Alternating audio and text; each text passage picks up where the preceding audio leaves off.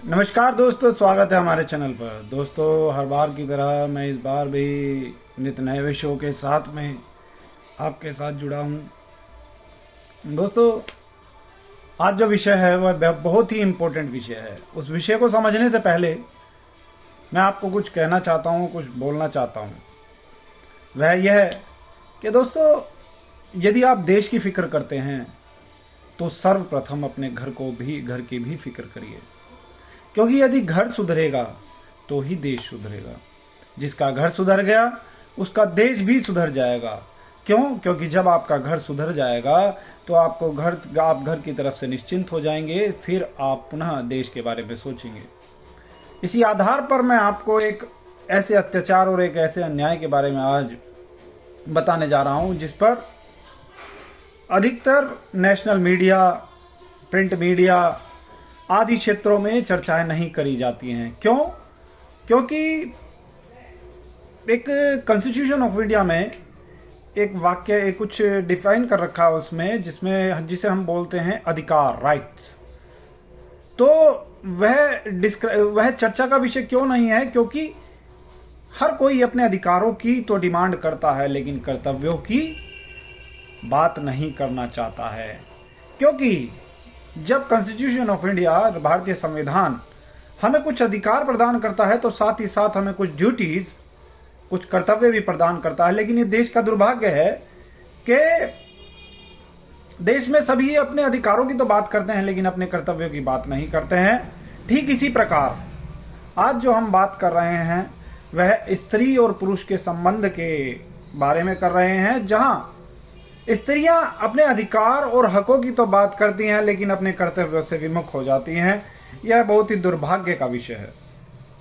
यह बहुत ही दुर्भाग्य का विषय है, क्योंकि यदि स्त्रियां समानता के अधिकार की बात करते हैं, लैंगिक समानता की बात करते हैं, जेंडर इक्वलिटी की बात करते हैं, राइट टू इक्वलिटी की बात करते हैं, वुमेन एम्पावरमेंट की बात करते हैं, वुमेन वेलफेयर की बात करते हैं, तो वह अन्य ड्यूटियों को भूल जाते हैं। क्यों? जिसके अंतर्गत वह यह भूल जाता है, भारतीय संविधान भी और भारतीय व्यवस्था भी और भारतीय मीडिया और प्रेस आदि जितने भी माध्यम हैं चर्चाओं के, सभी भूल जाते हैं कि पुरुषों का भी जीवन है, पुरुषों को भी राइट टू लाइफ है, जेंडर इक्वलिटी है, राइट टू इक्वलिटी है, but they are not talking about the welfare of the man. इसका सबसे बड़ा जो हमें देखने को मिलता है प्रमाण, वह देखने को मिलता है कि भारत में the Indian territory have their own national commission for women. यह देश का सबसे बड़ा दुर्भाग्य है कि भारतीय पृष्ठभूमि पर पुरुषों के साथ जो भेदभाव हो रहा है वह कैसे देखने को मिलता है। उसका कौन सा सबसे बड़ा प्रमाण हम देखते हैं तो जब हम कोर्ट में या अन्य क्षेत्रों में जाते हैं तो हमें पता लगता है कि भारत में नेशनल कमीशन फॉर वुमेन, राष्ट्रीय महिला आयोग तो है, लेकिन राष्ट्रीय पुरुष आयोग नहीं है। तो क्या इससे यह मान लिया जाए कि भारत में पुरुषों को right to equality, gender equality और मैंस वेलफेयर आदि से वंचित रखा जा रहा है? और यह भारतीय संविधान के बिल्कुल अपोजिट है और यह मूल अधिकारों का हनन है। मानवाधिकारों में भी मूल अधिकारों का हनन है।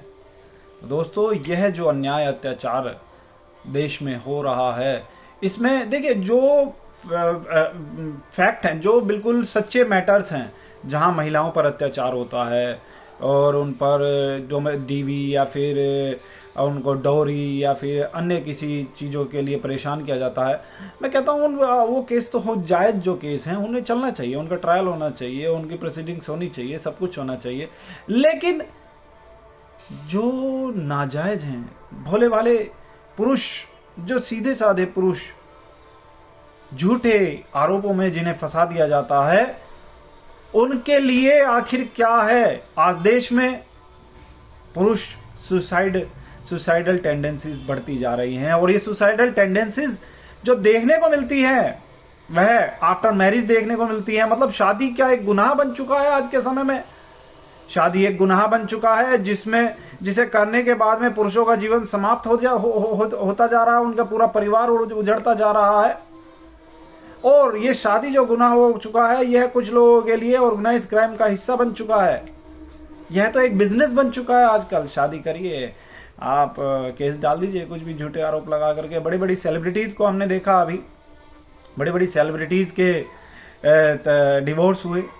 तो दोस्तों फिर ये जो भारतीय संविधान बातें कर रहा है बड़ी बड़ी कि भाई right to equality, we are providing the right of equality to all the citizens of the India, either it is male or female, we are providing to both and every gender, and including third gender also, we are providing that to all the genders the right to equality. What is this? One side you are saying that you are providing the right to equality, and on another side you are not giving the right to equality to the men. तो ये जो important चीज़ है, इसी पर मैं आज चर्चा करने के लिए आज वीडियो बना रहा हूँ, क्योंकि विषय गंभीर होता जा रहा है। और मेरा मानना यह है सीधा सा कि भाई यदि घर सुधरा तो ही देश सुधरेगा। घर में महाभारत चल रही है, आप देश संभालेंगे या घर संभालेंगे? अब बताइए जरा, घर संभालें या देश संभालें? घर में तो इतनी अव्यवस्था फैली हुई है कि देश की अवस्था घर की अव्यवस्थाओं में उलझ करके पुरुष और परिवार देश की फिक्र ही छोड़ देता है। और यह बहुत ही बड़ी साजिश है देश को पीछे करने की, देश के बारे में चिंतन और मनन करने वाली जो पद्धति है उसे खत्म करने की। तो today I am discussing about the men's and women's welfare also. We are not saying that महिलाओं पर अत्याचार नहीं होता है, बिल्कुल होता है। उनके लिए जो सच्चे केस हैं उन पर काम होना चाहिए, और उनके लिए महिला आयोग भी होना चाहिए। लेकिन साथ ही साथ जिन पुरुषों पर भी अत्याचार होता है उनके लिए भी कुछ ना कुछ होना चाहिए। दोस्तों ये बड़े ही दुर्भाग्य की बात है। So today we are discussing about the men's welfare and the need of national commission for the man. We are talking about this very important issue today. So now I will tell you about the Article 14 of the Constitution of India, what it says. So Article 14 says that Article 14 of the Constitution of India guarantees equality before the law and equal protection of the law to all the people within the country. This includes citizens, foreigners and the legal entities like company. So Article 14 is talking about the right to equality and providing the right to equality to all the citizens of the India, including the foreigners. And it is further says that we are providing the right to equality to the legal entities like companies. तो दोस्तों ये जो कह रहा है right to equality, यहाँ पर भारतीय संविधान सुनिश्चित करता है कि वह कानून के माध्यम से समान सुरक्षा और समानता का अधिकार जो ये प्रदान कर रहा है, यह किन्हें प्रदान कर रहा है? With in the territory of India, भारतीय भूखंड पर। क्या कहता है आगे? ये कहता है कि ये जो प्रदान कर रहा है यह भारतीय नागरिकों को, फॉरेनर्स को, जो फॉरेनर्स यहाँ पर आएंगे घूमने फिरने के लिए, उन्हें भी अधिकार प्रदान करता है, और लीगल एंटाइटीज लाइक कंपनियों को भी अधिकार यह प्रदान कर रहा है। तो दोस्तों जब ये right to equality, the constitution of India is providing the right to equality to the all the citizens of India, at that time why we are forgetting about the man? what will we will have about the man in the context of the National Commission for the Women. In one hand, we have National Commission for the Women in the name of the right to equality under the Article 14 of the Constitution of India. On the other hand, we don't have nothing. We have nil bata sannata. We have nil bata sannata when it is the matter of the man.